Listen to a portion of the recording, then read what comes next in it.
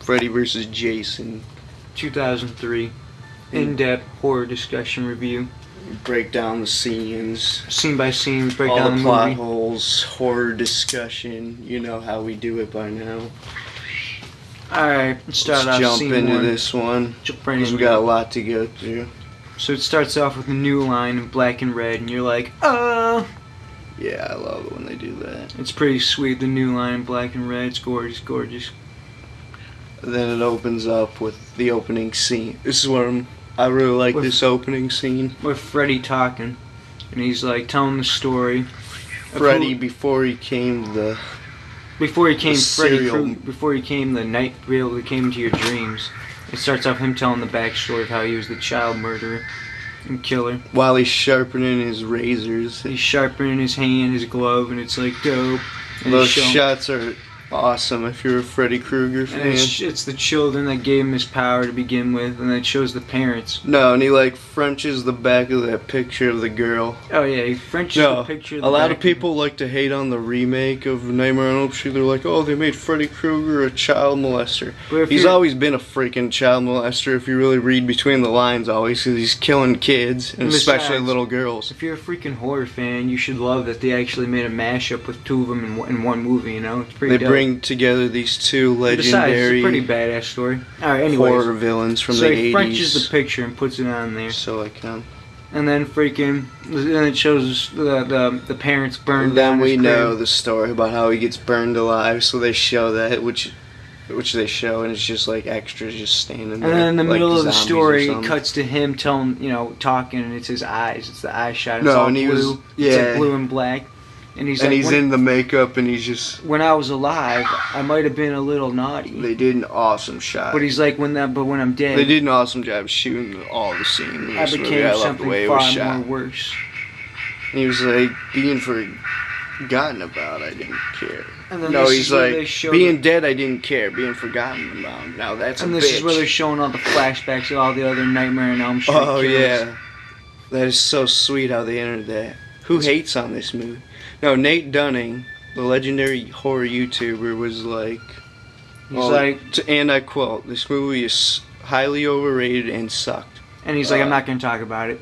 In one of his reviews when he was going through all the Friday the 13th series. But anyways. Yeah, but you can't take him seriously because he puts Gremlins and Tremors in his top 3 favorite horror movies. So if anyone's overrated, it's Nate Dunning. Oh, anyway, just totally no, Nate Dunning's cool.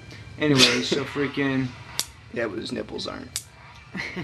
So freaking, it cuts back to, No, and he's telling the story about, so the kids on the Elm Street forgot about him. It's tight. Just like, I'll resurrect it fits the times because it's a generation gap in between the last Nightmare on Elm Street. This script is awesome because it's 2003 now, and all the kids forgot about him on Elm Street. It's pretty tight. So his spirit died, so he can't live. So he can't go through everyone's dreams. But then he's like, so that's why I need somebody to make him remember. And it's like, and he's like, I had to search the bowels of hell. Then I found someone. And it shows freaking Jason's body laying down, like freaking with the mask, and it's so dope. Oh, and he's resurrecting him. That is so tight. And then it cuts to the topless bitch at. No, it's Jason's dream. It cuts to the camera going down. He enters Jason's dream. It's the camera angle going down into his face of Jason's mask, and it goes through the eyeball, and it cuts to the chick at the dock. And it's a real tight camera angle how they shot it through that, going through his mask. It's real dope. This scene like sums up every Friday the 13th comic book if you ever had one of those. It's always like the topless bitch at the swimming at Camp Crystal Lake. And he like always kills him. Anyway, so then it cuts. Yeah, so this is a whole dream right now with the chick at the dock. It's a dream. It's Jason's dream.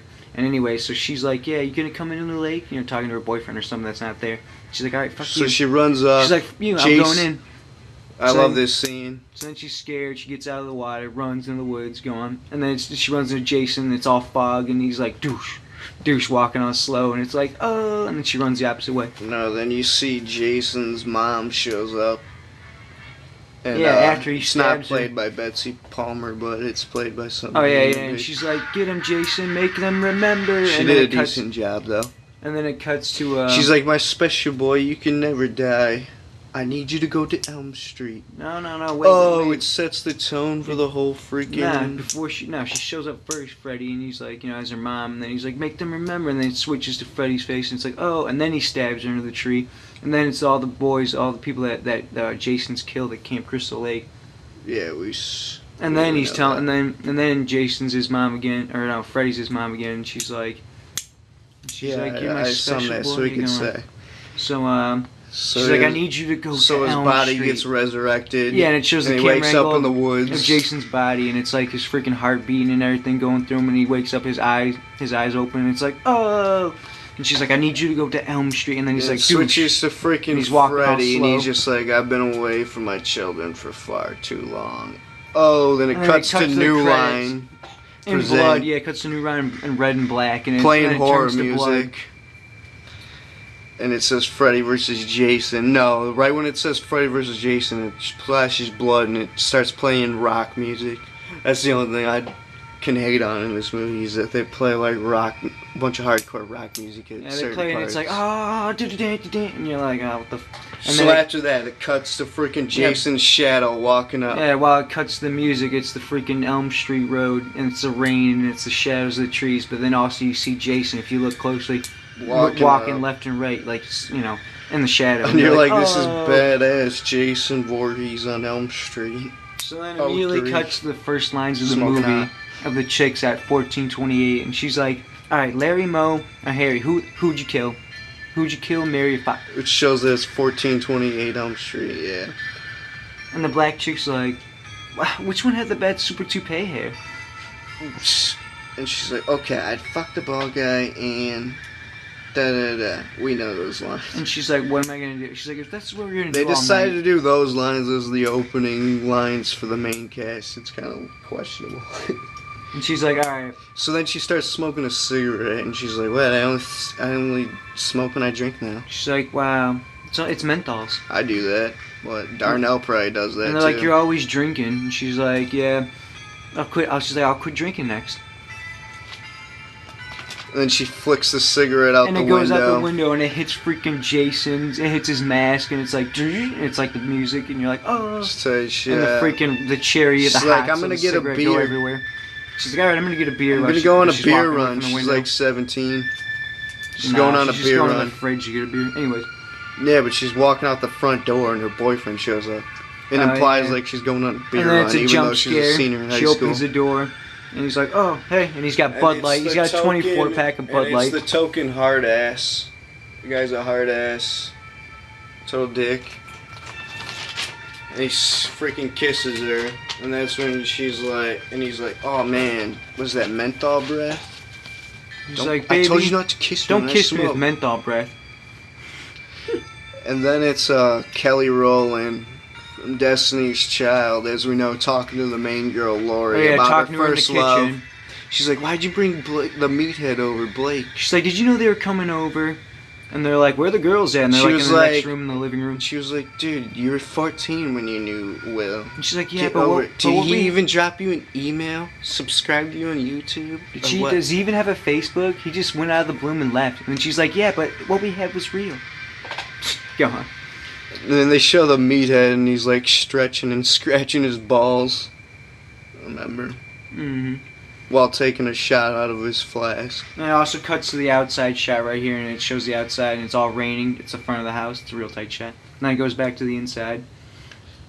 And that's when he says his meathead line. He's like, hey, let's go Lori, upstairs, you got great feng shui in this house. Feng shui? And she's like, and he gets closer, and he brings his sweaty armpit around, and he's like, you know about feng shui? That's freaking hilarious. So then the other couple goes upstairs to bang. Yeah, she's like, hey. And then he's like, don't make me tell you again. And then the power goes out because it's she's like storming. a total white slut, and she'll just listen to any like guy that even treats her bad. Oh, wow. Well, that pretty much sums up 90% of women. Not really, but anyways. Yeah, so, really. So also, but also the other. They go after the hard asses. Lori tells the one guy, tells Blake, she's like, they like to be treated like shit. She's like, Evolution, man. She's like, yeah, I'll take you up to my room, but first get us some beers. And then he's like, all right, cool. So he goes to get some beers in the kitchen, and then she's talking to freaking the black chick, and she's like, he's so stupid. He actually believes that I want to take him upstairs. And then freaking they go looking for him because like they're like it's taking for a while for him to get the beer, and then it's a jump scare. He's like, hey, your door was closed, your back door, so I closed it. No, it was open, so I closed it. And freaking and it was a jump scare. So then the couple upstairs get done taking the sex. Get done having sex. And he's like, hey, go take a shower. You smell like menthols. Your hair smells like menthols. And you're like, wow, what a hard ass. And then and also he's upstairs. No, so he's laying in the bed drinking the beer. No, he's laying in the parents' bed of Lori's house and freaking drinking a beer. Like, hey, this is my crib. Like yeah, right. It's because her parents were gone, or her dad was gone, so he felt comfortable. So this is the scene where Jason shows up. She's taking a shower on Elm Street. Freaking Jason shows up upstairs right there. That scene's tight where he stabs the machete in his back and then folds him up like an accordion. Obviously, he came in through the house, and freaking Blake saw the door open. Freaking, anyways, so he comes up there. So and Jason's a creeper. No, I guess he can be quiet. He stabs the guy upstairs. He made it all the way upstairs. His goon ass. No, then the blood starts dripping into the bathroom. He stabs him repeatedly in the freaking. We need to get going. I need to say. Shut up. Anyway, so freaking the blood's going everywhere. It's a real tight shot. Hard ass right now. And then freaking he's got a lipper in. Yeah. So the blood's freaking draining underneath the freaking master bedroom because there's a bathroom in there too, and it's draining underneath the floor. And she's coming out because she hears a noise, and she's like, oh, and she steps in the blood behind, in the bathroom. She opens the door. His dead body. Let's sum this up. She sees his dead body. He's folded in an accordion. And he's folded like an accordion. No, the bed's like folded up like it's a Best Western, like a cheap motel. And you're like, oh, and she runs outside, flipping out. The whole cast runs out. And they all run outstairs, out into the rain, out to the street, and then it's a script convenience. A cop rolls up, and he's like, hey, you guys need some help? She's like, what the fuck do you think? And it's like, oh, and then it cuts. The cops at Springwood patrolling Elm Street, even though that cop didn't even know about Freddy Krueger. Just total script convenience. No, so then then it's like the crime scene. The cops are there and they're discussing the murder at 1428 Elm Street. And one of the cops is like, "It's got to be him. It's got to be Fred Krueger." And the main sheriff's like, I gotta say one thing earlier with all the young actors for the script. Freaking, they're all like they're supposed to be 18, like seniors, and freaking they all look 28. Anyways, go on. So it cuts to the cops, and they're like, yeah, we got to keep this thing contained. And he's like, it's got to be Fred Krueger. And the sheriff's like, no, we don't say his name anymore. It's pretty tight. Most of the town has forgotten about Fred Krueger. So the cop doesn't want the kids to know about Fred Krueger at the station. They bring the kids back to the They got Lori in for questioning. And we'll sum this up here, and we'll go to part 2. So freaking, they're questioning Lori. And she's already like... No, so then the officer, 10th in command, it's like the guy from, what's his name, Scary Movie, the meathead from there. Oh yeah, who sees the penis picture. Dead man on campus. And he's like 10th in command at the freaking police station, and he's like talking to Lori, and she's like, I thought I heard them say a name. I don't remember it though. And he's just like, man, I'll be the first to know, even though I'm 8th in command at this small police station. No, the cop's like, nice job, rookie, go home. And then he goes talks to Lori, and he's like, I only moved here 10 months ago, but I'll be the first to know, and it's freaking hilarious. Go on.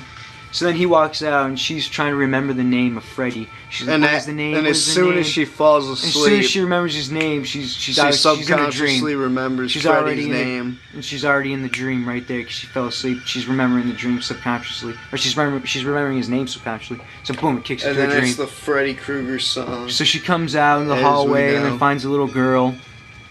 And freaking, the little girl starts telling the story. About it. It was tight. Tells the story of Jason, or Freddy, and it's like, oh, his name's Freddy Krueger. He likes little girls. So then she wakes up, and then it cuts to the meathead. He's already at his house. His dad picked him up, and he's drinking his backwash flask. All right, we'll go to this part here in part 3 and talk about Blake's of the Freddy versus Jason in-depth horror discussion, part 3.